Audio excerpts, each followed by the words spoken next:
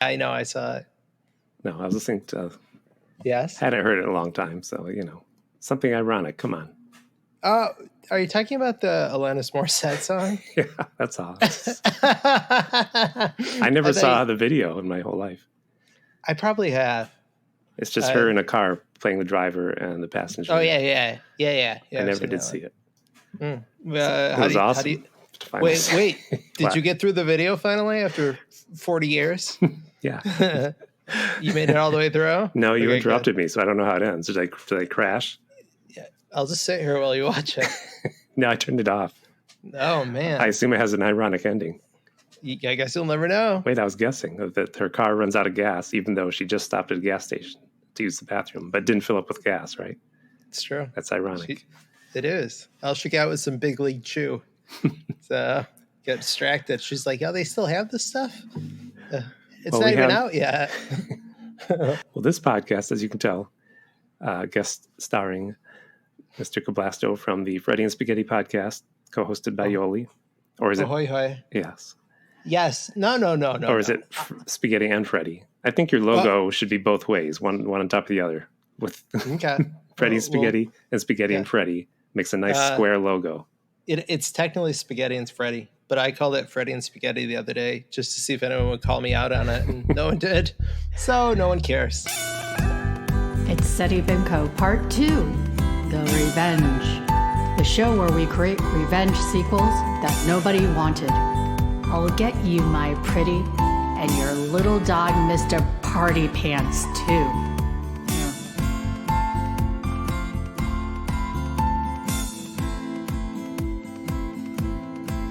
Good job. I'll put the song in there. Did it. Whew. It's Seti Bimco Part 2, The Revenge. With Cablasto. Yep.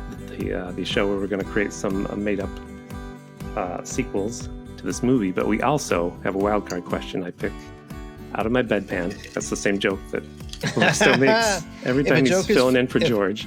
If a joke is funny once, it's funny 100 times. What we do is, at the end of talking about this movie called Night Killer, we're going to discuss which character is most likely to, and I picked it out of a jar. I'm ready. Number 21. Oh, not number 21. Most likely to lose a finger. Ooh, okay. Should I write that down? You going to remember? I'm not going to. Let me write it down. I'm gonna change it to something I can come up with an answer for. So most likely to lose a finger in Night Killer. Killer who killed mostly during the day, from what I could see in this movie. So we've received letters, and people want to know, how many numbers do you have in your jar? That was up to, it's going quick, 30. Whoa! You came up with that many? We're already at what episode is this? I don't know. We're up to 700. 70 of season 2. Lots of listeners in India. Thank you, India listeners. 70 period or 70 of season 2? I don't know. Don't make me look. Yeah. Okay. Anyway, we need to learn Indian. We do start this podcast with George asking if he's outraged about anything. I don't know if you're outraged. Let me come up with something I'm outraged about. Last time I asked you about computer work, and I got very mysterious mixed signals from you. I was like, you don't want to say you're angry about people at work who use computers? Never mind.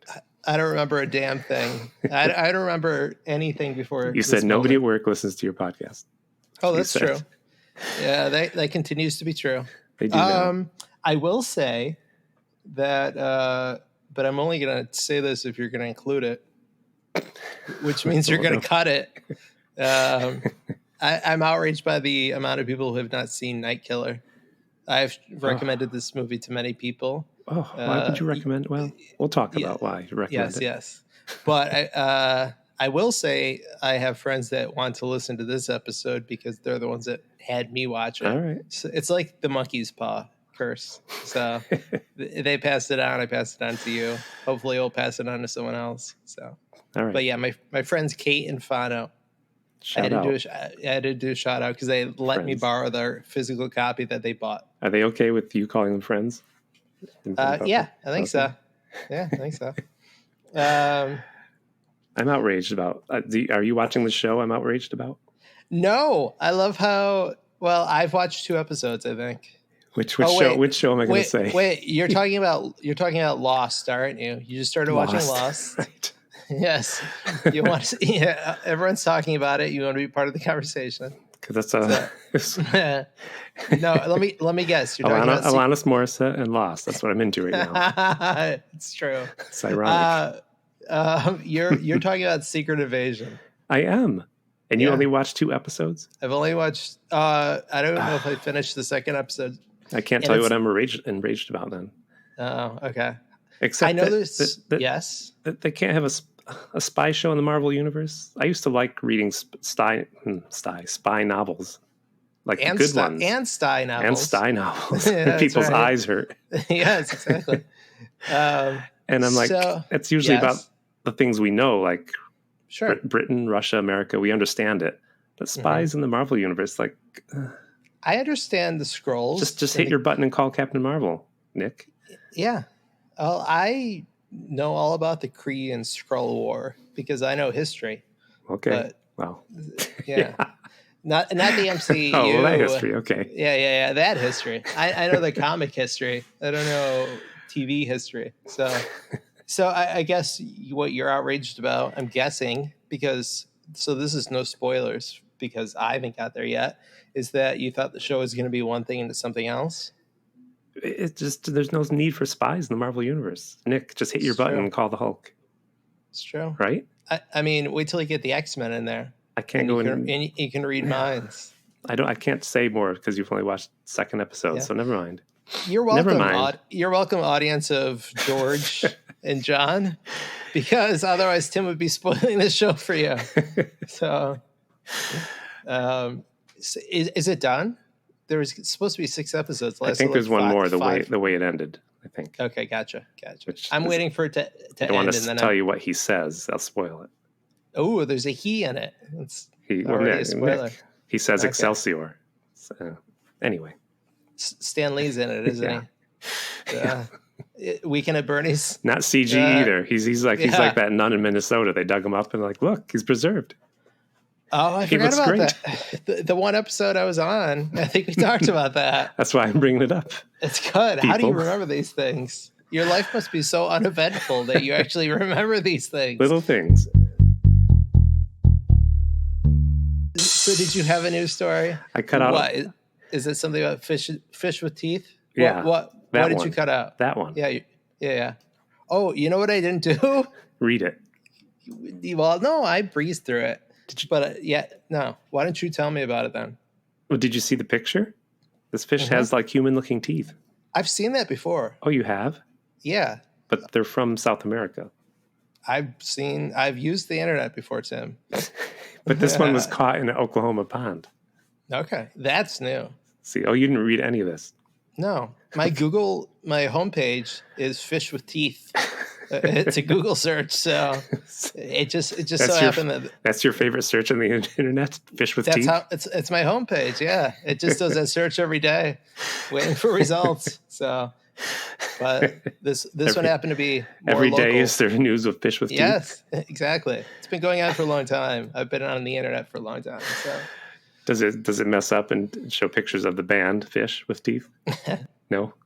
I was hearing the wah wah wah wah in my head. Well, they didn't use to have teeth. That way you could put it in perfectly. Fish didn't used to have teeth, so it might get pop up when fish have teeth. Fish, there you go. Band members. This is no joke. So I mean, you're talking about fish with teeth, and there's Blinky the three-eyed fish from Simpsons. Right. A friend of mine here in New York recorded a video of a rabbit with 3 ears. Oh. And I said, is it just something stuck to his head? And she said, no. And you believe her? I said, you didn't do any research. I said, unless I see video proof, I don't believe it. But it was a video that she uploaded to begin with. So I still don't believe her. It's a friend of yours. And yeah, exactly. Does she live within driving distance? Yeah, she does. So you never went to see this rabbit? No, I would have had to leave the house. So, but I don't know. I trust everyone. What was the name of that rabbit? there's no name to the rabbit. Why would she name the rabbit? Do you see wild animals and ask them their names? Oh, I thought it was her pet. See, no. It was wild. It was just like out by a field. So gotcha. What's a good name for a 3-eared rabbit? She could have named it. Okay. She named it Blinky after the 3-eyed fish. Okay. Are you happy now? Yes. What was the name of the mummy? Which mummy? The nun? Yes. That's what she named the rabbit after. Doesn't matter. She named the rabbit Tim Hamilton. There you go. Well, this fish with teeth, you didn't read it, but it has its nickname. Oh, okay. And is the ball cutter. Oof. Okay, that's... It's a label that stems from its purported habit of attacking men's testicles.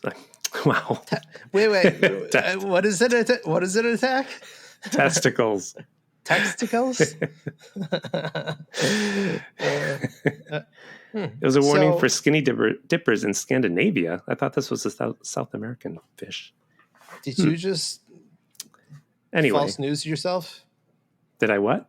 False news or fake news yourself? Or no, I'm reading this. What is this? Is NPR I'm reading this off of. What year is it from? No, it's not old. It's new. It's July 19th. July 19th. Tim, what year is it right now? Who is the president? Were you ever in a movie that broke down and stopped? Yes. Can I tell that story? Which movie? Mandy. Oh, that's recent. Okay. So there's a story? There's a story. All right. Quick. I dragged listen, you have a lot of garbage to cut out. So this can be the thing you keep. So, I went to the movie Mandy.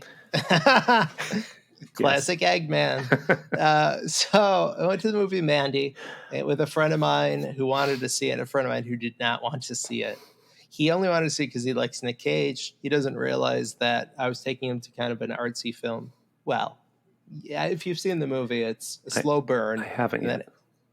Then it goes into like overdrive. So it was slow burn, like very slow burn. And he was leaning over to me and was basically just like, I mean, I wasn't going anywhere, but he was very antsy and wanted to leave. But yeah, someone pulled a fire alarm in the theater. Oh, wow. Not that theater, but the building, the movie house. Okay. Yes. And so we're out on the sidewalk and he's like, maybe I'll just go. And I forced him to stay. And so we went back in and they gave us some free tickets for another movie, which I wasted on Venom with my brother, which I'm like, at least I didn't pay for it. Yeah. But anyway, there was a scene where Linus, I only know this actor through Megan because she's seen. Well, don't spoil it for me. What? Don't spoil the actor's name. Oh.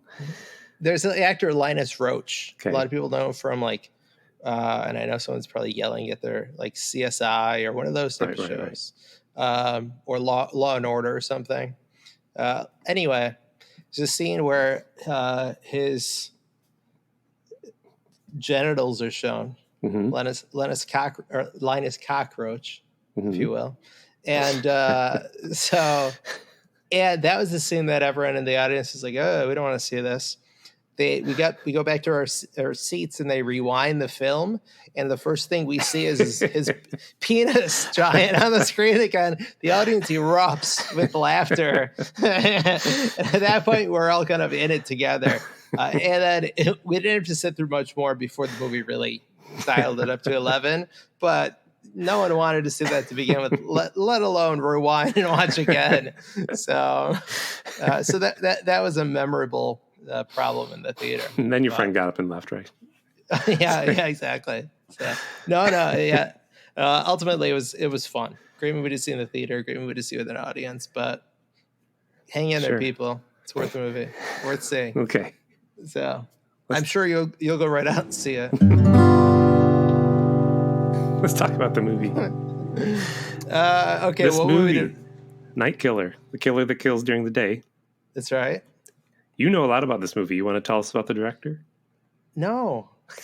Didn't you sent me the facts. I will tell you things, but Well, don't how do you you have an want to intro? start? Yeah, one intro.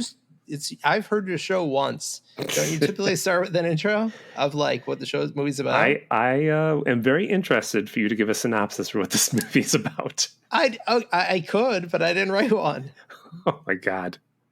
I didn't know I was supposed to. Well, you just said, don't you want an intro? There's my intro. Give us a one-sentence synopsis. One-sentence synopsis. What's this movie about? Okay, so I don't know how to be one sentence. I've got nothing. There was a fact I wanted to look up before, and I did not. You know what? Doesn't matter. I'm going to make up my own facts. They'll be close enough to reality. Well, the director directed Troll 2, right? Yeah. So, okay, this movie. I'll explain it in the director's own words. Oh no, that will help. I wrote down some quotes. This is a quote from the director: "The rape of a woman who then forgets anything. It was a great idea, a brilliant idea, an incredible mental masturbation." Oh, Jesus, those are his exact words. At least he's honest. It's true. He's telling it like he should. So this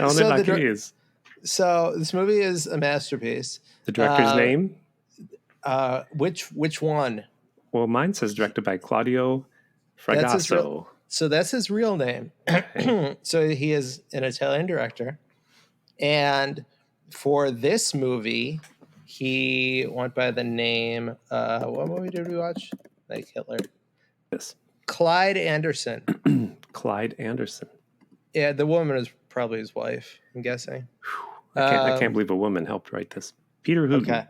He was in this movie. He played Doctor Strange in the 1970s TV movie. Was that when Marvel was doing like the, just basically trying to keep the rights to certain movies, like the Fantastic Four movie and the Captain America movie? But people like this Doctor Strange movie. I remember it. Did you review it on your show? That we should. I'm amazed. George is going to come and all heated up. His eye of Agamotto just opened up, and he. No, let's not talk about that. There's no other big stars in this movie, I don't believe. Well, Tara Buckman, she played Melanie, and she did some other stuff, but I didn't read her IMDb. Unless you want to tell us something. She was a beautiful woman and had no problem getting naked. Yes, that's a direct quote from the director. She basically takes her shirt off many times for no reason in this movie.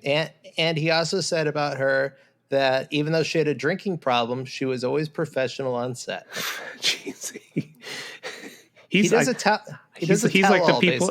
He's like the people in this movie, which we'll get to every time they talk to a reporter. Like, yep, she was raped. She was cut up. Yep. She had mental problems. Yeah. I made note of that. So but anyway. So, okay. So you asked about this. Yeah. It's your movie. Asked about this. Okay. So you asked about this director. He went by Clyde Anderson when this movie was made. And when he did Troll 2, he was the director of Troll 2 and the reason he went by a different name for this movie was because they thought the Italian name would not sell well with American audiences. I don't remember what name he went by for Troll 2. So he had three names, you're saying? Yes. Oh. So he had three names. And when he did Troll 2, it was that I believe was because he's Italian and they wanted to sell it as, a good old American movie. Mm-hmm. This, he changed his name to get away from Troll 2 because it was so bad. And he really thought he was making this psychological thriller when he made this movie. Wow. He compared himself to basically every director you could think of. He compared himself to, he said, and I quote, "I really felt like Fellini." He also compared himself, of course, to Hitchcock because he himself is in the movie in the background in one scene. In this movie? Yes. The director of this movie is in the background. The director of the movie. Gotcha. Not Hitchcock. Not Hitchcock's body. Do not get excited.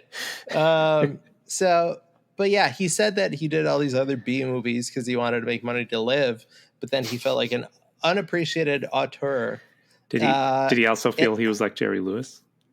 Oh God. So Only as a nutty professor. But he said, I'll make a Bergman-like movie and fool them into thinking I was making a horror movie. So that's what this movie is. Fooled me. Yep. He also told... It's ironic. He also told, don't you think?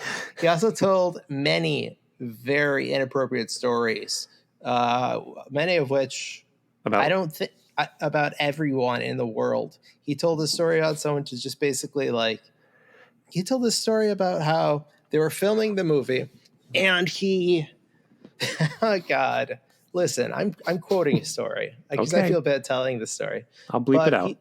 He said that they watched, the first day they were doing this, they were in somewhere very cold. They filmed in, I don't know. They filmed in Virginia, even though they said it was Florida. Yes. And he said it was negative 11 degrees the first day of shooting. Wow. So he said it was winter. Yes. I hope. And yeah, I would hope so too. I wasn't sure if there's like a Fahrenheit Celsius thing going on. So regardless, he said he was all stiff by the end of the day. Like he couldn't move. Like his body was frozen. So I thought that was your dirty comment right away. I was like, what? No. Okay, well, keep going. Yeah, there's more to the story. So they said he said they took it. By the way, he didn't speak English. Okay. You should know that. It doesn't pull into the story, but I think it relates to literally everything that happens in this movie in terms of why all of his movies are the way they are. So anyway, so they took him to a sauna and then they got him a masseuse and he talked about how he opened the door and it was a guy that looked like Mike Tyson. Oh, and he got stiff? Yes. Okay, you're not going to get past it. Listen, you say whatever you want. The real story is... So, by the way, this story has no payoff. I'll tell you that much. Okay. But he had no payoff when he was... Well, it does have a payoff, but he... So he had this masseuse come in and he said he fell asleep for like an hour and 20 minutes and masseuse did his stuff. Mm-hmm. And then he paid the guy the money. But what he also said was like, this guy opens the door. He looks like Mike Tyson in the face and in the body. And he is, he's gay. He's like, I can immediately tell he's gay. And he said, gay Mike Tyson. Wow. And then he said that he was very effeminate. And then afterward, he paid him like $100. And then he went down to the lobby and said, I fell asleep and this gay man touched me everywhere. Maybe I shouldn't have paid him $100 for what he did. I was asleep. I don't know. Well, who's he saying this to? Did he announce it to the lobby, you mean? Basically, yes. he announced it to like whoever was working with him on the film. Oh, I see. Gotcha. And he told that there's no payoff to the story. It has nothing to do with the movie. That sounds like Elon Musk. That's Elon Musk making a joke. Seriously. Attempting to make a joke. And, he tells the story. Everything he says before and after it. Yeah. No payoff. No reason to tell the story. Nope. And then on set, he also talks about how then he quickly switches gears. None of this has to do with the movie. This is all behind the scenes. So edit this so it all goes later. So he was talking about how Tara Buckman was drunk and then how she thought Peter Hooton was gay. And he said that none of that should matter because he said, we only have him. There's no other option. She thought she needed a macho man. And then he said, Rock Hudson, Cary Grant, being gay doesn't matter in the end, but she was obsessed with it. And then later he went on to say she has a drinking problem. She's very, very professional on set. So the director is such a weird guy. He's very two-faced. Is he still alive? Do you know? He's still alive. Is he still making movies? I don't know. Okay. I hope not as well. So anyway, regardless. So why set all this up? I guess just to get yourself in the headspace of this director. Yeah, because this movie makes no sense. Oh, but with that being said, last quote, and then we'll roll into the actual movie. Okay. He said that he talks about some problems in the movie, and he says these are only problems the director can see. The people watching can't tell. So I hope yes. I hope your viewing experience for this movie, Tim, was fantastic. I did enjoy it. I'll tell you that much. Okay, good. There's another Italian famous director, Bruno Mattei, who died in 2007, actually. He came in and he directed a couple scenes, including the beginning scene, the dance sequence. Okay. And the original director, hated everything Bruno did. They had a big falling out years later, and now he looks back at the movie and he realizes why Bruno did what he did, and he's like, oh, those are actually good choices. But at the time, it just was disastrous. So, dance sequence. Movie starts off with a dance sequence. Yes. This is 1990, right? Is that what it says? Yes. I looked it up. This movie is made in 1990. Oh. One last thing to note about this movie. This movie was advertised as Texas Chainsaw Massacre 3. 3 in Italy or everywhere? Yep. In Italy, I believe. And the director, I believe, had just come off of doing like Evil Dead 4, which was another film that had nothing to do with Evil Dead. Okay. So there's a little bit of a history there. This has no chainsaws in it. They were rehearsing. Anyway. Okay, so yeah. These characters don't matter because they disappear, but oh no! But there's an amazing dance sequence. Amazing. A girl shows up late and is told to go change. But this woman who's directing the dance sequence, I don't think they gave her lines. No, she said, "I can't take it. You guys are terrible. I can't take it. I need to go drink and smoke." That's what happens to her. She starts smoking during the middle of it, and she's like, she starts like grunting, and she's like, I wrote she makes animal noises. Well, after are you getting ahead of yourself? No. Okay. No, I'm not. I thought at first she was just like, you guys suck. She's like, I'm gonna make up a name, but Sarah. You're not doing a good job. You're not doing you guys. I wrote down the names. It was Bianca. Oh, thank you. And Charlie. They were bad dancers. Bianca and Charlie. Very important to know. They're rehearsing for Annie 2. Annie 2 went on tour in 1991, and it failed. Oh, really? Yep. But they were trying to Annie 2. This movie everything related to this movie was cursed. Annie 2 is a musical about Annie getting caught up in the satanic panic of the day. But don't look it up. You can look it up. There was an Annie 2 musical. Was that her revenge sequel? Yeah. Okay. The teacher looked like Amy Poehler, didn't you think? That's the first thing I thought. Yeah, she kind of did. Yeah. I'm still everyone in this movie looked like a knockoff of someone else. Right. So we'll go through it. But like I said, I don't think there was a script for her. She just started grunting and being like, I'm a little nervous, and grunting and smoking her cigarette.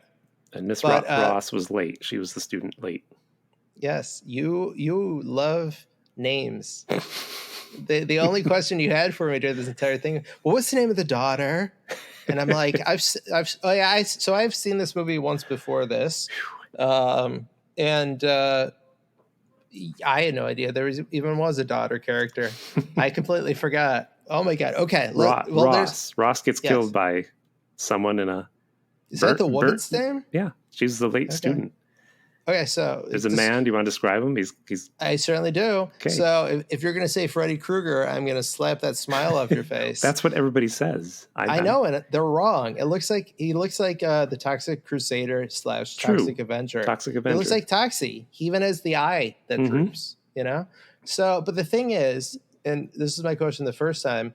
Is it a mask or is it supposed to be the character's face? It is a mask. Yeah. Within the movie, it is a mask. Yeah. Because you see a man's chin where the mouth is. Yes. And it's very disturbing, not in the way it's meant to be.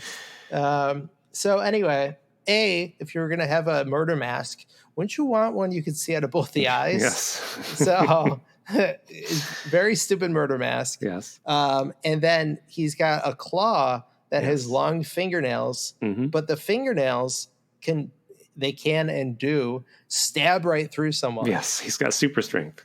Yes, because they show over and over again the same shot of this hand going through people with these dramatic sounds. No gushy sounds, more like it's like bursting through a mattress.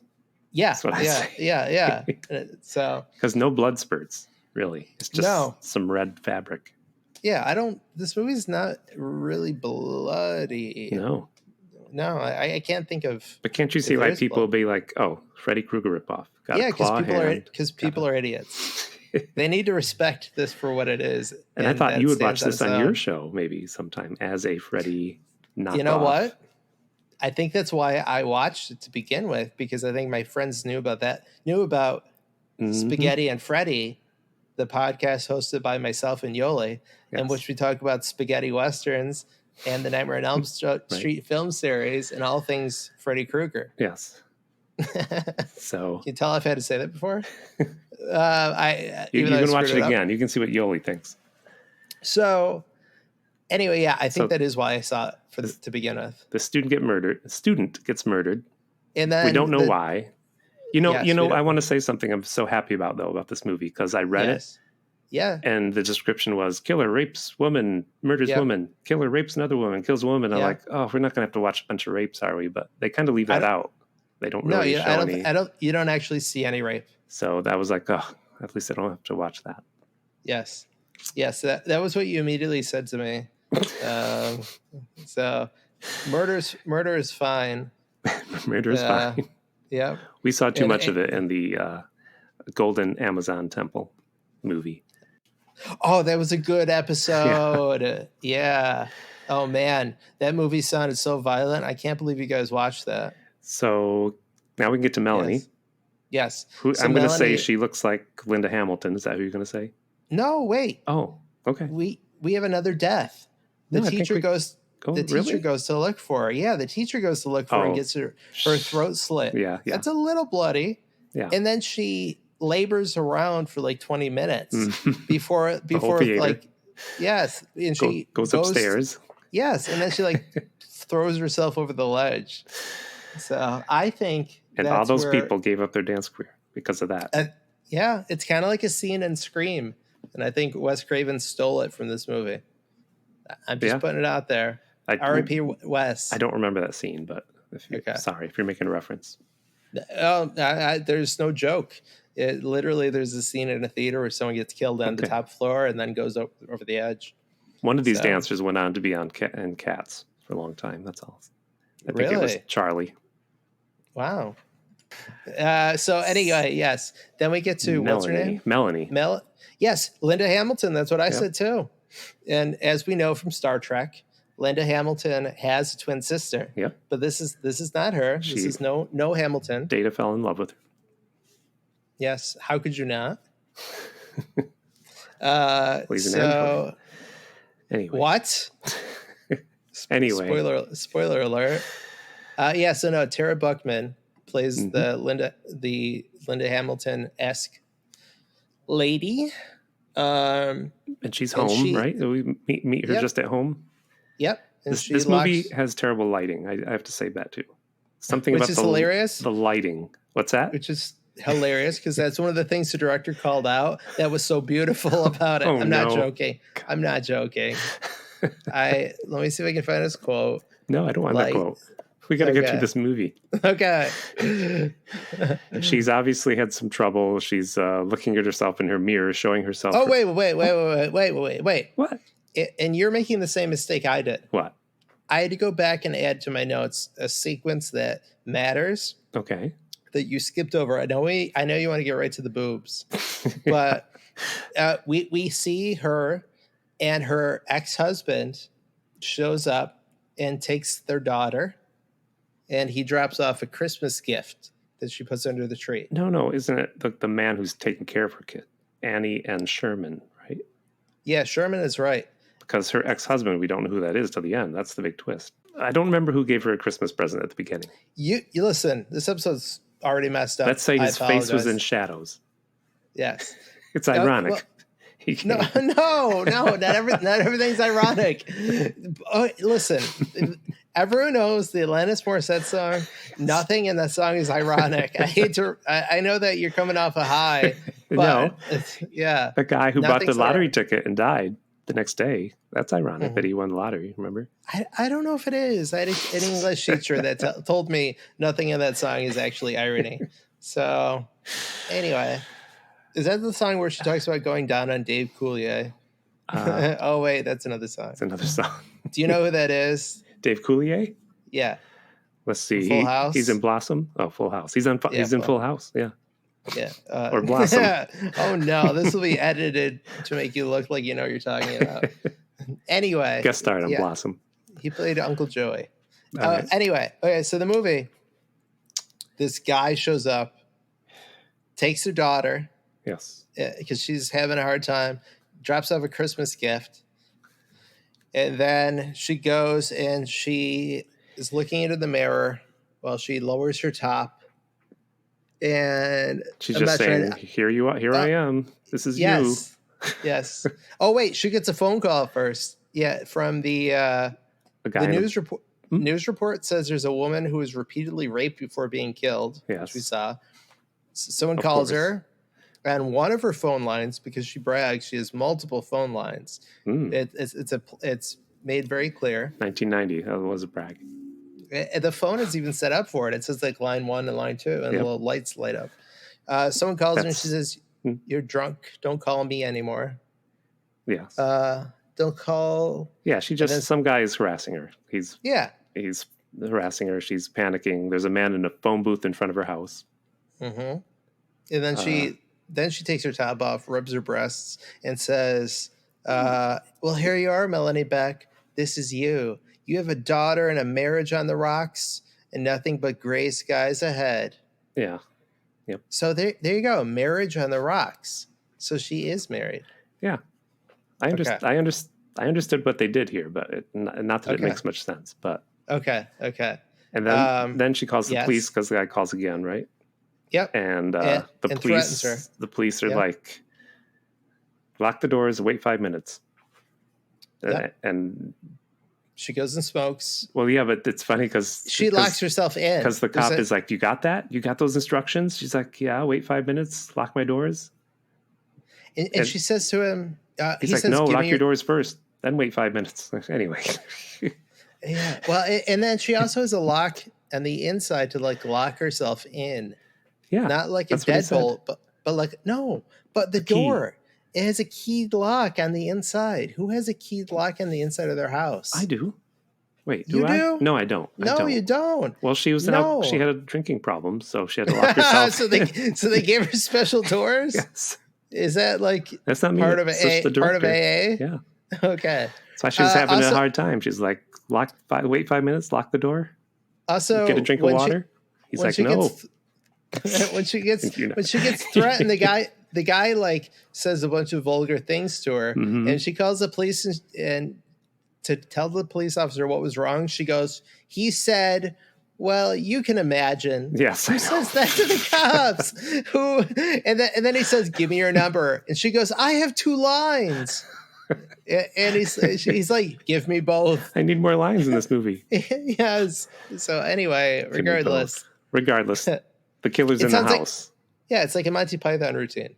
Yes. Yeah, guy's in the house, picks up the keys with his long fingernails, and then attacks her. Well, he's like, "Are you ready to play the game?" Or there's all this stuff he's saying that makes no sense. Now you're quoting Scream. I'm not quoting anything. He says, "It'll be different with you, Mrs. Beck. I'm crazy about your body." Yes. That's what he says. Well, you do that good. You're scary. Yeah. Sorry, Tim. Tim is locking his door from the inside with a key.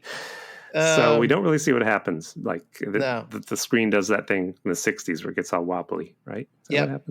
Let's just jump ahead. Because then the cops are there. The man who takes care of her child, he's there with a scar on his face saying, he's got there in time. I didn't see him. Sure. I got caught. Yeah. And right away I'm like, oh, well, you obviously did it. You got there. Yeah. You didn't see who did it. Mm-hmm.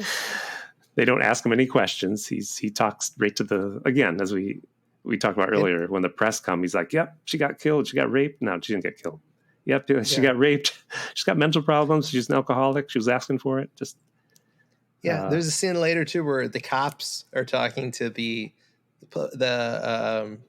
reporter, and they just spill everything. They tell like everything that happened. They're like, "It was gruesome. This and happened. I almost threw up." It's like no cop talks like that to the press. They cut her into pieces. Stupid. They fed her to the fish. Yeah, it was terrible. Yeah. You got it. You found it. Yeah. So she's in the hospital, and so what we established, she can't remember anything, not even her daughter. Clarissa, and there's right? Clarissa, you're right. Yes. And there's like a Dr. Loomis knockoff from the Halloween movies. Yes. Who's her doctor? And then she has a... His name? They shouted a lot. His name is Dr. Willow. Oh, okay. Interesting. Right? Is it? It will be. Okay. Make sure to tell me why it's interesting. Anyway, and then there's a cop who looks like from Seinfeld. He looks like... there was a cop on Seinfeld? No. He looks like... That's what you said. Seinfeld, there's a cop in this movie. Yeah. Oh, who looks like Seinfeld? No. Or Newman. Oh my Kramer. God. Have you seen this movie? Yes. Wow, you know all their names. I don't though. I can't believe I doubted you with Full House. You know all the sitcoms. There's a character named Jackie Childs who is a lawyer in Seinfeld. The cop in this movie looks like him. Okay. Oh yeah. All right. I remember now. Okay. I remember now. Oh my God. He was on Blossom once too. This is laborious. If I had a heart rate monitor, good God. Okay, so she's in the hospital. Her daughter comes to see her. She doesn't remember. We just have to say she doesn't remember anybody. Unless you got some daughter bits. You got a daughter bit? No. Comedy bit about the daughter? No. I do later. She wears a t-shirt that says, let's say, it's a good t-shirt. I think she said, Mom, where'd you put my allowance? And oh, here it is. I don't remember. Here, she has a shirt later that says Squeezin's Greetings. I don't remember. Yes, and it's just two characters hugging. Squeezin's Greetings. It sounds like a Tim Hamilton New Yorker cartoon. Yeah, it does. That's right. When I was trying to get squeezing into my cartoons.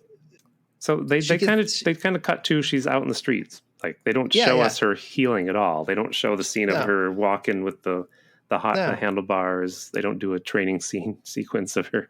Yeah, no montage. She can't remember anything, but she's driving around in her car, I guess. I don't know where the hell she's going, but she's driving. And then a guy pulls up next to her. Pulls up next to her in like a Jeep, and he has a bottle, and he's just like, "Hey, sweetheart," or whatever. Yep. If you the exact dialogue, go ahead. Your best pickup line? What is it? Yep. Hey, I was just gonna say. Is that a mirror in your pants? Because you don't know the answer to that one. He's just smiling. All right. I'm leaving you hanging out to dry. But so he harasses her, but she kind of outdrives him, and she flicks him off. Yeah. Oh, yeah. Yep. And then they go to a hotel. Well, he goes to a hotel. He finds her car out front. Yeah. Yes. And he goes into the women's room. Yeah. What a stalker. None of it makes sense. He goes into the women's room. She pulls a gun on him. Well, where else would she be? The women's room? She's a woman? That makes sense. I guess so. Like there's literally no sign that she could have gone that direction. So, and also I felt like this guy looks like Glenn Howerton, Dennis from Always Sunny in Philadelphia. A little, now that you mention it. Yeah, a little bit. He looks like if he ran by, you would think that it's potentially him. Everyone is like, if you rub Vaseline over your eyes and then were to look at them, you'd be like, oh, it's that guy. Oh, it's Linda Hamilton and the guy from Always Sunny. What are they doing together? So anyway. So this was mere inches away from being a comedy, though. Really, they just hired someone to punch it up with some jokes. Just put a laugh track in. And a few jokes. So she finds him in the bathroom, and she's got a gun. Mm-hmm. And she makes him take his clothes off and stuff them into the toilet. Yes, and flush it. Have you ever been at a movie? My pants. And you went to the bathroom and stuffed your clothes into the toilet? That I've done. Okay. Yeah, that I've done. But I figure everyone has. Not even once, multiple times. Yes. My pants. My pants. He had a strange accent, didn't he? He did. He had a really weird accent. He was trying to do Southern, but I don't think he is. No. And he was wearing a Speedo. Yes. So he's from Florida. This was supposed to take place in Florida. Yeah. Well. Everybody in Florida wears a Speedo. Yeah, and so he puts the stuff in the toilet, and she says, he's like, I don't know what he says. Like, yeah, she says, it shouldn't be anything new for an asshole like you. You're full of shit yourself. And that's what she says as she exits. So he leaves in the Speedo. He leaves in the Speedo. The guy at the front desk says, hey, bud, what happened to your clothes? And he goes, I got molested in the little boy's room. Even though they clearly said it was the woman's bathroom. No, he said, isn't that ironic? Awful. So awful. So, oh, God. Anyway, beach scene. And she's...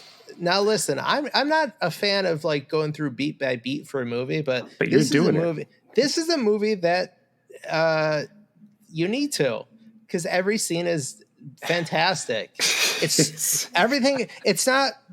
We don't. Later it gets repetitive, and we'll just blitz through it. Yes, okay. But up to this point, it is a freaking whirlwind. Yeah, what's happening next? I know. You go to the beach. She pulls out of her purse. Once again, remember, this is a woman who has lost her memory. Mm-hmm. Who the hell knows where she's going? She has two phone lines now. Yeah, maybe she's 2 3. phone lines. So she goes to the beach. She pulls all these pills in a flask of alcohol. Yep. Sure, okay, maybe you stole the pills from the hospital you're in. Where the hell did you get a flask of alcohol? She must have already had it. Well, she's an alcoholic. Come on. Yeah, that's true. I'm sorry, I shouldn't make that. The director said it, not me. Well, oh yeah. Well, listen, the character is too, though. Apparently, that's right. The character's an alcoholic. So anyway, and she's trying to kill herself on the beach. This guy follows her, finds her impossibly finds her. Well, she was at the ladies' beach. Oh, okay. So he went to the ladies' beach. He's like, she's a woman. Oh, she's in the beach. I got molested on the boys' beach. Anyway, so he runs up to her and she's trying to kill herself. And he's like, no, you've got to drink salt water to spit up the pills. Yes. Or something like that. He basically waterboards her. Yes, he does. And the thing is, it's like one shot. So there's no cutting of him dragging her. Also, behind the scenes, he hates this actress. Oh, really? I left that out. No. So they both hate each other. Oh, God. So he drags her into the water, and it's like you said, like waterboard her. Yeah. And then, but it's also freezing because it's winter. Oh, my God. So then he drags her back to the beach, and she's like fake throwing up. Yeah, she doesn't throw up. She pretends to throw up. Dry heaving. And the director, thank God for once, he's like, we're only doing one cut or one shot of this because, it's unhealthy. And she, I guess, did multiple takes. And he's like, she wanted to have the best take. So what you saw was the best take as well. Well, again, this movie's crazy. I think at this point, this is where we just meet another woman at a bar who's meeting that guy with the voice and dressed in leather. This is worth calling out. And she goes home with him, and we never do see his face, but he ends up being the one wearing the Freddy knockoff or Toxie knockoff. Yeah. But she's into it, and they do this weird, again, their dialogue. I didn't write it down, but I did. She was like, "Oh, we're doing the Little Red Riding Hood thing." He's like, "Yeah," and she says, "Like, I get it. I'm the Little Red Riding Hood. You're the Big Bad Wolf." And he's like, "Go on with your story." And she's like, and I was like, "Oh no, we're not gonna go." Yeah, hold on. I gotta get to the line. I had to write this down. And she's like, "What great paws you have!" And it said, "The better to hold you with." And then, Granny, what an ugly mug you have. And he didn't respond. Right. And then she's like, grandmother, what a big schlong you have. Yes. Oh, it's so good. And then he kills her by dipping her in wax. Well, she's like, I don't like this game anymore. So he dips her face in wax and covers her body with wax. And he lives in an art studio, which we never see again. Well, all artists are insane murderers. Yeah, so we all know that. Big vats of wax. So, yeah, the poor actress. Like when she comes out, it's clearly not a dummy, and she's got just like crap all over her. I don't know the behind the scenes on that, but I'm hoping it's just like cake frosting.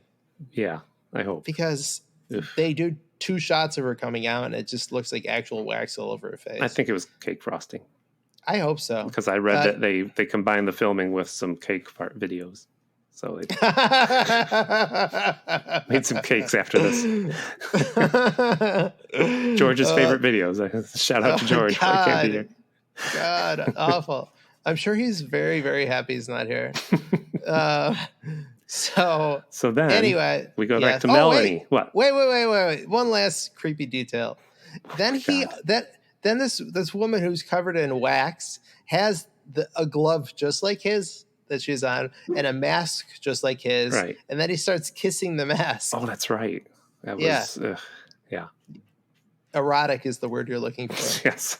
I was going to say pointless because it's like, is this a clue? No clues. No. Okay. So go ahead. I'll let you take it. Then we see Melanie waking up in a room, right? Mm-hmm. And we find out that this guy, his name is Axel. He has taken her home. He pours her purse out, and it's got a gun in it. He's like, here they are. Here's all your drugs that you want to kill yourself with. You're not talking about the fried chicken? Oh yeah. I didn't get there yet. He came home with fried chicken. Fried chicken really gets him going. Is that what he says? Fried chicken and French fries. Yeah. He lays on the bed eating it. Yes. Valium, syringe, a gun, barbiturates, everything you wanted to kill yourself with, but were afraid to ask for. That's what he says. I know. They have a whole dialogue about who has the balls to kill themselves. Go ahead. I'm not going to read it. We're never going to get through this movie. I know. It's all gold. It is. It's all good. Okay. Because she holds the gun on him. It takes balls to kill yourself, and the only person around here with those in the right place is yours truly. I'm glad you can do his voice. He's kind of becoming Jimmy Stewart, but whatever. And then he eats some more chicken. Yes. Fried chicken. So there's a lot of scenes of them, and with him being creepy, being a Well, he puts the gun in her mouth. And she's like, whoa, no, please don't. She's like, what? What was she like? And he pulls the trigger and there's a blank. So I like how I can do his voice and you can do her voice when there's a gun in her mouth. That's a very specific talent. But he leaves her and he locks her up and she's like, no. He locks her up and says, I'll call you in 5 minutes. I don't know. Okay. So then there's an aquarium. Yes. Yes. There's one thing about this I wonder if you noticed. There's a woman aquarium worker. And Waterworks. Frank, the night watchman. And Frank's like, okay, I'm done. I'll see you tomorrow. And they kind of hold hands like you would hold hands with your grandmother. If you're like, oh, yeah. Nice to see your grandma, like one hand on top of the other. I went back and looked. Yeah. And I was like, oh, weird. What kind of goodbye is that? Are you friends? Are you hoping to be more than friends? I was going to say, I don't think I've ever touched a coworker. Yeah. Huh. But needless to say, the night killer, is this daytime too? I couldn't tell. I guess this isn't night. No. It seems like the aquarium is closing. Yeah, but it was, most scenes are shot in daylight. It was daylight outside. All right. Yeah, you're right, though. I don't think there's a single night kill. I can't think of one. We don't know what time it was for the dance routine at the beginning, but otherwise, I think it's pretty clearly day in all the others. But she runs. Yeah. Just when they do the establishing shot, it's daytime. She runs. I don't know if you noticed, but she runs around different scenes. She has shoes in some scenes. She has no shoes. No, I did not notice. They go on and on. I was more noticing that it's like when you spin around too much, you put your head on the end of a baseball bat and spin around as you do. And then you're like, whoa, you kind of hold onto the wall and walk along the wall so you don't fall over. That was her running. It was. That's the way she ran. So, and this might be a hint as to why they held hands, because this is when they're bringing the night watchman out and the news reporters are there. And that's when he's like, yeah, she's got all chopped up. He fed her to the fish. It's terrible. And they were saying, were you guys intimate? Did you hear that? The reporters were saying that to Frank. I was like, oh, were they supposed to be lovers? But they were like, were you guys intimate? Did you date? Did you know the victim? Because they're like... I miss this. So, are you sure this isn't just like fan fiction? No. This is actually in the movie. Interesting.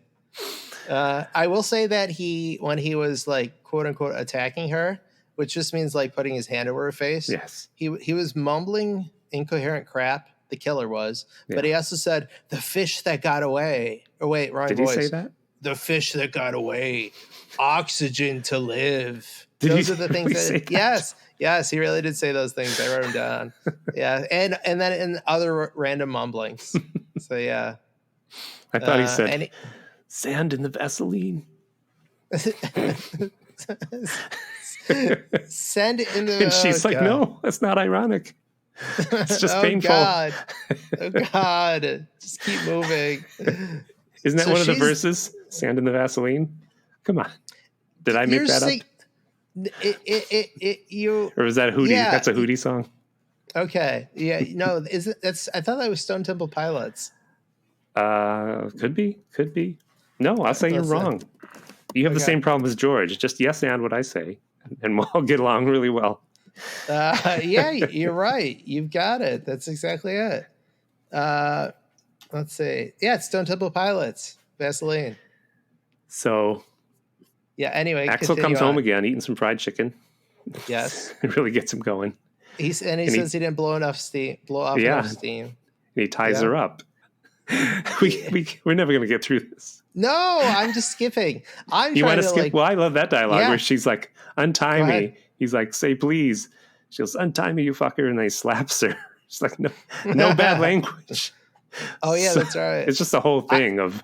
I didn't write down any of that. That's good. Okay. So, yeah.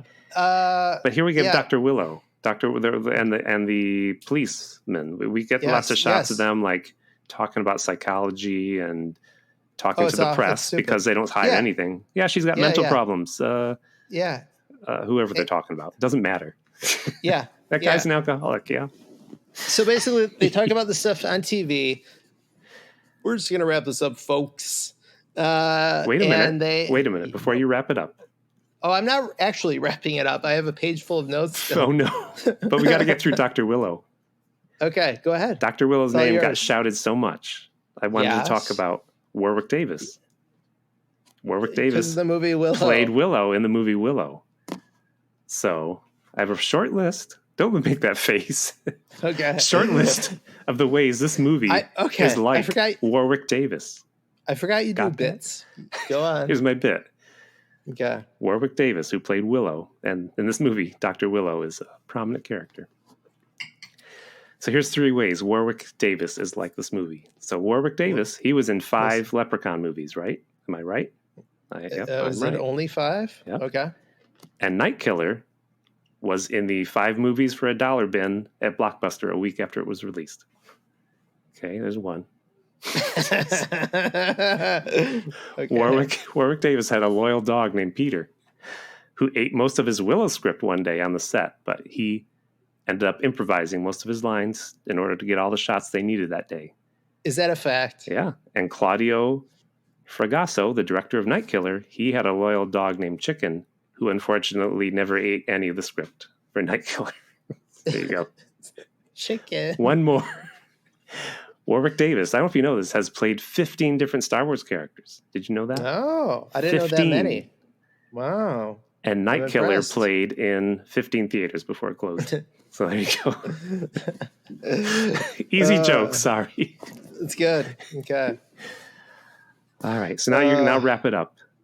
Okay. Melanie, does Melanie escape? I forget. Yeah, Melanie escapes. It gets confusing. They're in a hotel, we find out. They're in a hotel. I love the hotel owner. Love the hotel owner. Me too. I love the hotel owner, and the cop says to him, I'll rearrange that rat face of yours at one point, and just like shoves him into the Dr. Pepper machine. Yes. See? I love the cop as well. Well, I love when he comes that actually does anything. Yeah. Yes. Well, the hotel I don't know how much we're skipping, but she shoots her gun. She fires her gun, Melanie, in the hotel room. Yep. While Axel's not there. And Axel comes in, slaps her, whatever. And then the hotel owner comes and says, you got to keep the noise down with whatever's going on in here with whoever. And Axel puts a $1 bill in his glasses. Yes. $1. No. Yes. So good. Here. Just keep quiet about it. And he walks away. So, okay. $1 bought a lot more in 1990. I just wanted to say, those of you out there, true. Young people listen to the show. The show's popular with young kids. So, good God. I'm looking at these notes and I just don't care anymore. But I'm just going to tell you the gist of how this movie ends. So basically the cops and the doctors say stuff on the news intentionally to lure out the real killer. They say, oh, we think she's kidnapped. But spoiler alert, the man that has kidnapped her is actually her ex-husband or husband that is a cop. Their relationship is on the rocks. And he was a cop. Then he got fired for being an alcoholic, and which it is in this movie. Yes. And so in doing so, the cop then finds him in the apartment, the actual cop, and he clocks him over the head, and then she escapes. They're running down the street. They both escape. They both escape, and it just so happens that the man with the cut on his face, who was in the beginning scene, driving up, getting the present, who watches their daughter, he is looking out his window, and he happens to see her. No, he goes searching. You're forgetting him because this is another great scene. Sherman and Annie, they take care of Melanie's daughter because she's an alcoholic and has forgotten her daughter. Yes. And at one point when they hear about that she's loose, he's like, I better go look for her. And suddenly Annie's like, why do you like her? She's such a whore. She's slept with everything within 15 miles of this place. I hate her. It's like she just suddenly goes insane about how much she hates Melanie. And he grabs his gun, and he's standing by the door, and she's trying to stop him, and he's basically pointing the gun at her head. It's just like something actors do. Like they just point when they have a gun in their hand. So he's out looking for her. She sees a newspaper with her picture, and she suddenly remembers, at least, or she knows that she's been kidnapped, I guess. You know, she does that. And reading Garfield. So anyway... I met the guy who was drawing Garfield at that time.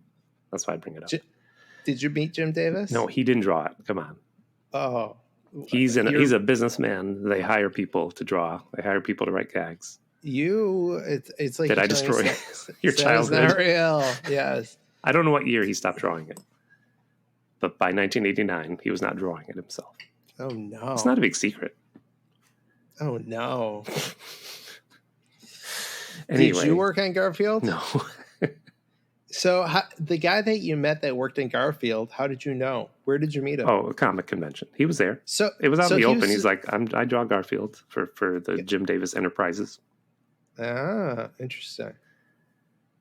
But he never got to sign his name? Nope. That's crazy. Nope. So would he forge Jim Davis's signature? There's probably a rubber stamp for that. Oh, okay. Just like I use. You use a rubber stamp for Jim Davis's signature? Yes, I do. Okay. Isn't that ironic? No, it's not. Anyway, we're trying to wrap this up. No way, man. You just tapped into a much more interesting subject. How does Sherman capture? Oh, Sherman finds her. Yeah. Brings her to her old home. I don't know if she's been living there. I forget. No. Think about it. She was in the hospital, went to the beach to kill herself, and then her ex-husband captured her and took her to this motel. Yes. So she hasn't been home since. Tim, think about this brilliant movie. How have you not been thinking about anything except this movie? Sherman grabs her and brings her back to her house. I do know that. Yes. And I'll breeze through this. Well, the important thing, he says, lock yourself in here, wait 5 minutes, and the police will call you. Yes. I love how you're like, oh, we're taking too long. I want to get through this. I'm trying to, and every single time I try to, you're like, no, wait. No. Wait. Don't hang up. Okay, yes. And that allows her to remember what happened. which is that. Yeah, because he attacks her again with the mask. The whole thing. Yes. She remembers, but her husband bursts through the top of the window for some reason. I love how you skip over the stuff that I think you're going to talk about. She has a flashback where she remembers taking the mask off of this guy. Yes. And then she realizes that this guy, Sherman, is the guy wearing the mask and also the killer. Mm-hmm. So, sorry. And everything all of her memories come flooding back to her. Listen, she remembers you have nothing to apologize where for. she left her wallet. yes, exactly. Yep. But her husband jumps through the window at the top of the window. Yes. Axel, jumps through the top of the window and then shoots him, basically. She did stab him in the balls. That way you're forgetting. Melanie fake seduces him and stabs him in the junk. Mm-hmm. That's what I wrote. And in his schlong, she stabs him in the schlong. She ended up getting the same nickname as that fish, testicle cutter. Ooh, see, what was it? The ball cutter. Ball cutter. It all comes back. Yeah, man. It all comes around. Your podcast is as well crafted as this movie. So Axel comes in and shoots the guy. And then they explain that they were recreating the trauma as an experimental test with one willing patient and one that was not. Dr. Willow explains this. Dr. Willow does. And then right on the news, I think, right? The news, yes.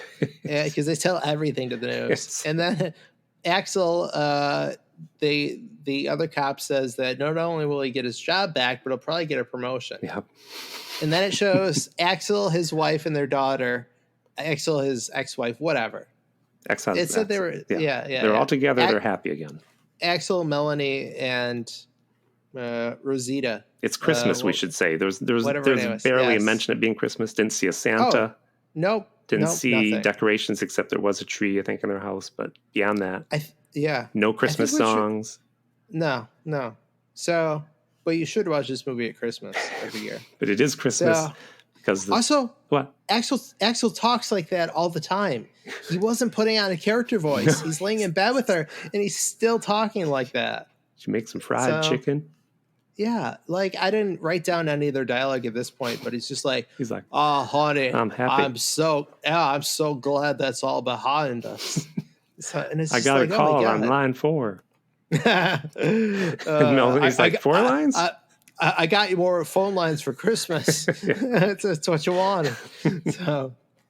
So anyway, the daughter goes, she leaves the bed, grabs a present from under the tree, which is not even the same package that they showed at the beginning of the movie, goes into her room, which the daughter has been unaware of everything that's happened. Yeah. Because she's been away this entire time. Mm-hmm. And then in that package is the freaking mask. Yep. And the glove.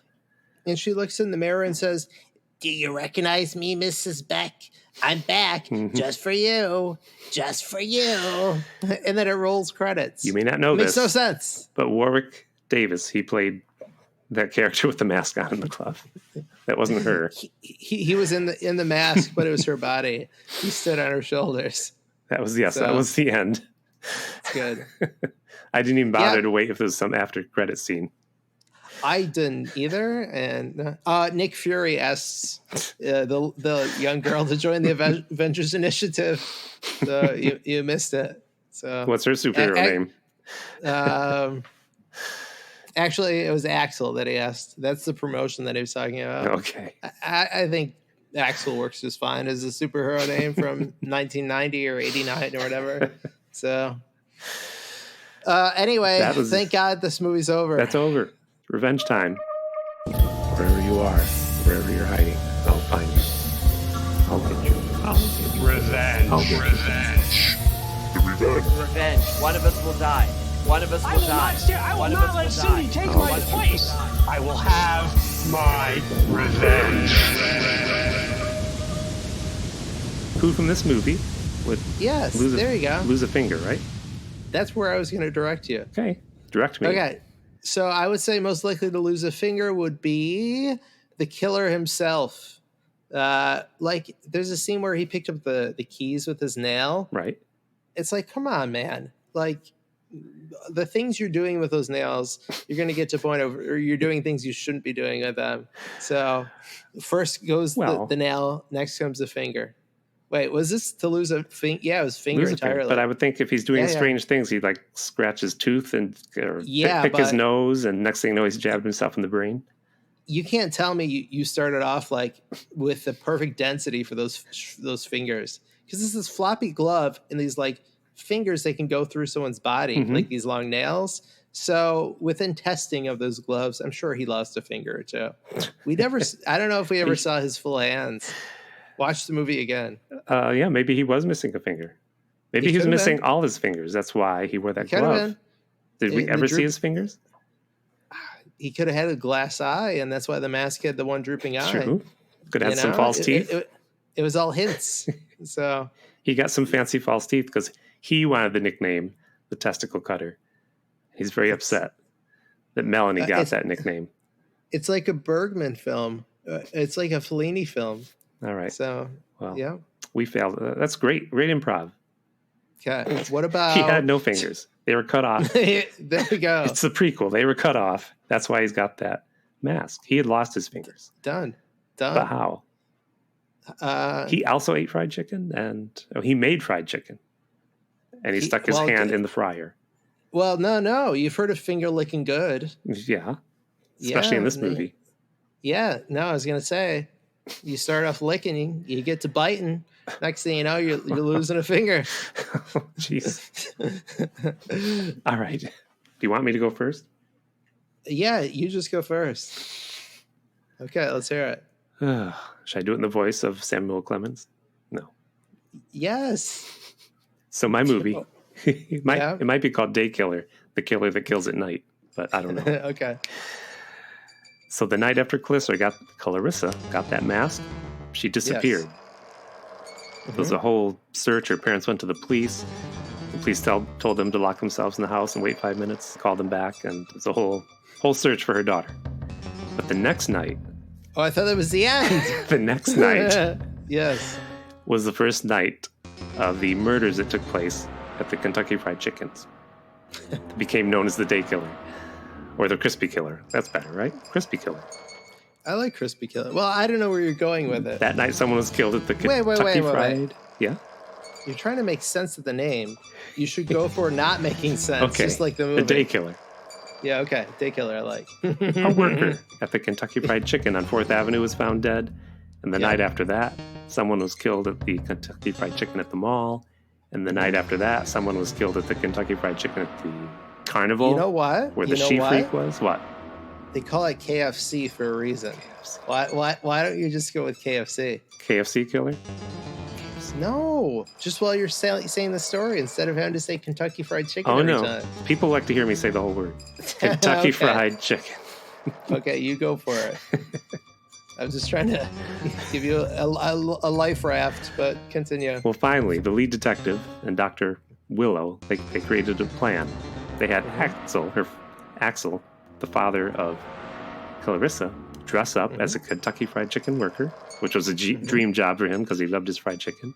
And one night he was all alone at the Kentucky Fried Chicken, and someone called him on the phone and taunted him and asked him if he was ready to play a game. Right? No, that's Scream, but continue. Turned out the killer was in the Kentucky Fried Chicken place with him. Or KFC. Yes. He was so small, he was hiding in one of those jumbo buckets used for jumbo family Kentucky Fried Chicken dinners. The killer was a little guy in a Freddy Krueger-like mask, or Toxie, wearing a glove with long nails, just like in Night Killer. So they tussled, but Axel was ready for him, and he ripped off the Freddy mask to reveal it was a little boy. In fact, it was Axel and Melanie's little boy, Bobby. Axel had forgotten all about him until this trauma of this very moment. That That's good. They had another child. That's good. You see, when his daughter pulled the mask from the gift box, the trauma of seeing it made her remember the man, Eddie, her dad was always buying chicken from, had kidnapped her brother, Bobby, in a very traumatic kidnapping. Her brother was taken by Eddie and brainwashed into making spicy mashed potatoes Kentucky Fried Chicken is known for, because he wanted to get revenge on Axel, because Axel would always hang out at the Kentucky Fried Chicken joint getting more chicken. And also Axel would take all his clothes off and clog the toilet at the KFC bathroom. It's just a thing people do. So this worker, Eddie, he was sick of Axel, and he was going to take his son and just get revenge on him that way. But something went wrong with the kidnapping, and Eddie accidentally killed Axel and Melanie's third kid they had that they didn't remember they had. Her name was Annie. This horrific event made the whole family forget about that kid too. So Bobby's sister took this mask to where she knew Eddie worked. She found her brother Bobby. Bobby took the mask and snapped and locked up Clarissa. I can't help you and here. Bobby went on a killing spree. Okay. Trying to find Eddie to kill him, but he didn't. So Bobby's family finds him, and he's got his memory back. Melissa's got her memory back. They all go home. They wonder, because I didn't see this, they wonder who gave her that mask in the box anyway, and why. Why would somebody give that to a little girl? But it turns out it was given to her by their aunt. Oh. Who lives nearby, because they don't remember their aunt and uncle. Their aunt and uncle, they thought, died in a tragic house fire, and they don't remember their aunt and uncle, due to the severity of the tragedy, but the aunt lived. Yeah. And she gave this mask hoping that the trauma would make them remember their aunt who lives next door. Also, Axel and Melanie don't remember who bought all the fried chicken themed pornography magazines that she found in the basement. And Axel winks at the camera and says, I don't know. Guess we'll never know. The end. That's good. Roll credits. Freeze frame, wink. The movie's actually called I Don't Know What I Did Last Summer. I like that. What a mess. I don't know. It's good. That was all great. It made no sense. I can't top that. I'm not even going to try. Can. Do it. I know. No, I'm ripping up my notes right now of what my revenge sequel was. This whole movie is set up for revenge. Which character would you think? Okay, listen. Like, I'm not going to elaborate, but here are the characters that would want to take revenge. Mm-hmm. The guy who works at the front desk in the hotel, who has to then go unclog the toilet. My second choice. Yeah, like, that's obvious. The guy who works at the motel. Yes. Who has people destroy his rooms and gets thrown about by cops. The wife of Sherman. Yes. She already wanted revenge. Yeah, she wanted revenge. Her name was Annie. Yeah. Okay, yeah. She wanted revenge. Obviously, at the very end, there's their daughter. What's her name? Clarissa. The name that I gave you? Clarissa. Yes, Clarissa. Yep. She wants revenge. Much easy to remember. Easy name to remember, Clarissa. It actually is. Asked her about the did it bother you when the lambs were slaughtered, Clarissa? I don't know. It's funny because I was thinking Clarissa explains it all. Different generation. Yes. Was it Michelle Joan Hart? Didn't you watch Silence of the Lambs when you were a little kid? Yes. I did actually. I saw that way too young. No. It didn't disturb me because there's so much of it that's like a psychological horror to it that as a kid. It didn't disturb you when he gets up and pulls a face off his head and it's Hannibal Lecter in the ambulance? No. Wow. No. Do you remember that scene? Of course I do. Okay. Yeah, I know. Wow. Nope. If I saw Manhunter, the original, the Michael Mann one, that would have disturbed me when I was young. But Silence of the Lambs is fun for the whole family. Silence of the Lambs, if you understand what's going on, it's much scarier. I think as a kid, I didn't really get it. Yeah, you get it. So it was just like, it's a bunch of people talking. So I didn't realize that the man in the cell next to Hannibal Lecter threw his sperm on Clarissa. I know. That's if you understood that, then the movie would have terrified you. So you're saying you would have turned it off right there. When I watched the movie with Megan, I paused the movie after that scene and I said, "Do you get what that man just did?" I had to make sure she understood it. So she didn't leave then? No. I had to explain it to her. Diagrams and hand puppets. So, but anyway. Yeah. You don't want to watch movies with me. So you formed your movies. You formed a whole revenge squad, a suicide squad of sorts. Yeah. There you go. Everyone wants revenge. What's their code names? So what are the 2 motel workers? What's their code name in your Suicide Squad? Ratface. Ratface, yeah. Yeah. The one guy's Ratface, the dollar bill one that you're saying, because the cop calls him Ratface. Yes. And then the other one would be I'm trying to think. Plunger. Just call him Plunger. His name's Plunger. It's Plunger. Because he had to unclog that toilet. That's fine. Clarissa is she's wearing that mask. Maybe her name is Warwick. She calls herself Warwick because she knows that in the movie she's played by Davis. Yes, Warwick. Logically. Warwick Davis. Am I saying his name backwards? Yes. No, she's the day killer. Okay, she's the day killer. Yep, she's day killer because she can't be out at night because she's too young. And Annie, what is she? Annie is Annie is not the mama. What? She's not the mama. Not the mama. That's her name. Yeah. Well, can't we see what NTM? She's NTM. NTM. Yeah. Yes, because she goes to hug the girl at one point. She's like, "You're not my mom." Yeah. Yeah. She's like, "I want my mom." That's her You're origin not my story. mom. Yep. Yep. Oh wait, hold on. Mhm. I got to pull up what the shirt said. The shirt said. It said "Excuse me." That's what you told me. It says Squeezin's greetings. So that's what Clarissa says as she gets revenge. Oh, season squeezings. No, Squeezin's greetings. Squeezin's greetings.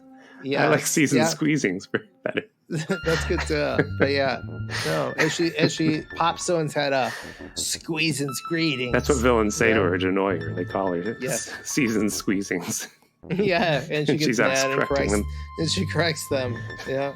Actually, it's Squeezin's greetings. So that's anyway, your sequel? Yes.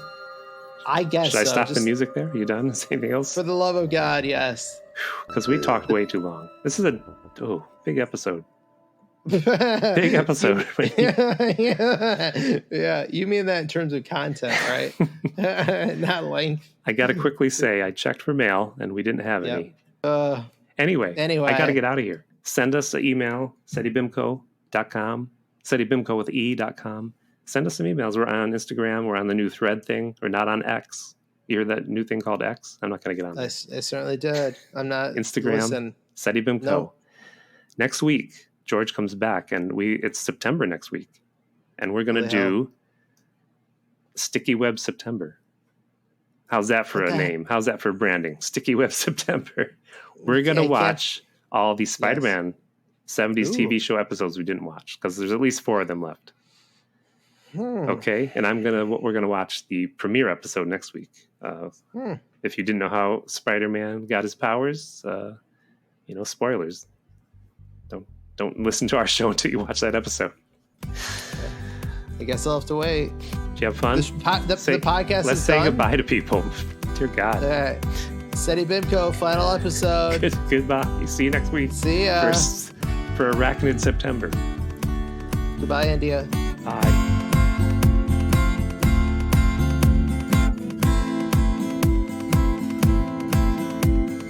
This has been a Pity Party Line production. Party line, it's a party line.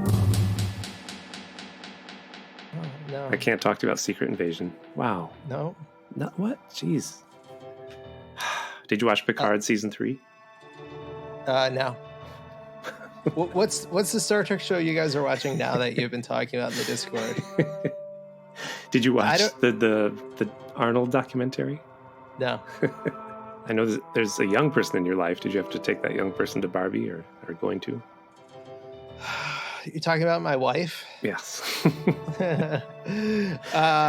No one in my family has any interest in Barbie.